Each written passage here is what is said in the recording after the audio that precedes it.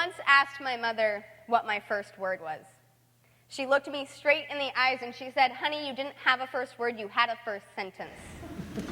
Anybody who knows me will tell you that I can talk a lot.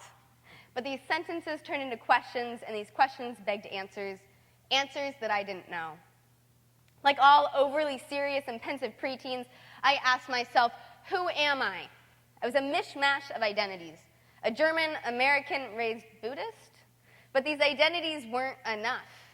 In the US, I was too foreign. In Germany, I was too American. I was too Buddhist in the West, but too Western when I was in the East. What I was locationally confused. So I Googled it. Now, the all-knowing Google defines location as a particular place or position. And while Google Maps will tell me my specific place at any given time, finding my position was mystifying. For a while, I tried to answer it by asking, who am I? But my identity was too hyphenated, too complicated. So instead, I asked a new question, an easier question. Where am I? Where am I? I am in New Orleans, one of the most unique cities in the world, full of diverse people, delicious food, and rich culture. I am in New Orleans, the prison capital of the world, incarcerating more people per capita than anywhere else on this globe.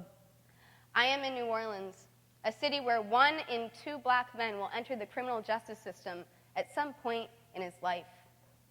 I, a young, privileged white woman, live in New Orleans, a unique city full of diverse people, delicious food, rich culture, and a host of serious problems. Now, that question was easier to answer, but that answer was harder to stomach.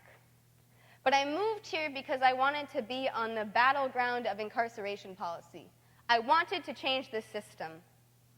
3 years ago, in this very auditorium, I attended a lecture by Michelle Alexander on her book, The New Jim Crow. She discussed how mass incarceration disproportionately affects communities of color, specifically young black men. After the talk, a young black boy, about 10 years old, approached the microphone. He was standing right there. In front of 1,000 people, he asked a question. Why us? That question hit me. It hit me in the gut, and it hit me in the heart. Sitting in the back, I began to bawl, and as I left this auditorium, my question of who am I turned into who am I to do something? I wasn't a part of this us. I was a mishmash of identities, none of which were the ones being affected by this issue. But then I couldn't help but respond, who am I to do nothing? I had resources at my fingertips, I had society by my side, and I had 3 peers that also wanted to change the system, and we had a plan. 2 years later, we officially launched Roots of Renewal, a holistic community development nonprofit that is dedicated to the reintegration of young adults returning to their neighborhoods. In January, we graduated our first cohort. Over 3 months, they learned construction skills as they renovated a blighted home in the Central City neighborhood. They'll be used as affordable housing. But even as our dream became a reality, I couldn't stop asking questions. Aren't I too young to be doing this? Can I use the term we and us? Am I doing this right? Can I talk about being white? Should I talk about race at all? Is this project even possible? The questions kept spinning and spinning in my head. But when I finally opened my eyes, I saw the house that we had bought standing in front of me, the most wonderful guys standing next to me, and a street of loving neighbors standing behind me. So I asked the only question I had left. Where am I? I asked your neighbor, Fortune, where am I? And he told me about his block, about growing up farming in Bogalusa, of serving in Vietnam, and of returning to this city during the height of segregation. I asked our crew leader, Kevin, where am I? And he told me about his children, grandchildren, and siblings, about when his son was murdered. When I asked my guys, where am I, at first they said, the hood, but soon followed up with stories about school, their favorite childhood snacks, pickles, and noodles. They told me about their time locked up and about what their dreams are. Little do they know, they told me stories that made me cry on the streetcar home from work, and they told me stories that filled me with admiration. And they asked me about Tulane and Germany and what Buddhism was, and now they know I can talk a lot. And sometimes there are no questions. A lot of times we just laughed.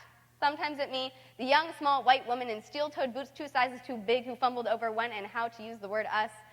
Sometimes at them, but a lot of times for no reasons at all. But all the while, I kept practicing asking questions. What does Josen mean? Did you make friends in jail? What does it mean to you to be young and black in this city? But more importantly than learning to ask questions, I learned to mess up asking questions. I got over my fear of being politically incorrect and practiced emotional correctness instead. Yes, I fumbled over my word choice, but the questions were authentic and raw, and the answers were what I needed to understand where I was. A couple of weeks into this program, I got to learn the power of these questions. I'd like to share a story with you all tonight, but before I do, I need to start by saying I have no ownership in the stories that were shared with me, but I have asked to borrow just this one to share a moment that has impacted me profoundly. One Monday, I was sassing one of my guys, and now normally when I sass and question, he gives me this look. He leans back and he purses his lips before he smiles and breaks into a laugh. I see him doing it right now. But today he was serious. So I asked him the most important question that I know. Is everything okay? He looked shocked at first. A bit defensively, he said he was fine. But 15 minutes later, he came up to me and asked me if he could talk to me after work. Later, he told me that he had been kicked out of where he was staying and that he was moving in with another relative. I asked him if there was anything I could do to help. No, he said, I just wanted to tell you. I took that as a small victory. Now, that Wednesday, we were sitting on the stoop, and now despite having thrown up several times, he was insisting he was well enough to work.